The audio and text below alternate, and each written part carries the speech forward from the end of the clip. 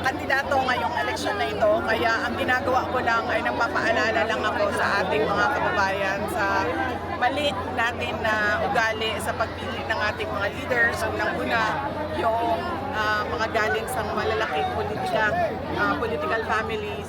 Pangalawa, yung pagbibigay natin ng ating pagkatao, no, para sa pera at para sa pagpili ng boto.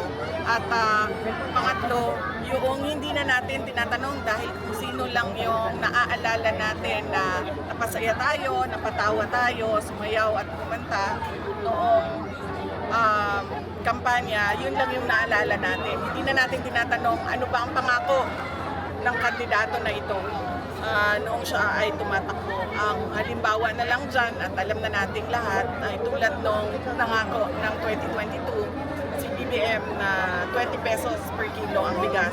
Nakalimutan ng 3 taon yon. Ngayon may halala na naman 20 pesos per kilo ang bigas na naman ang usapan at sinasabi ng administrasyon. So yun yung mga paalala ko.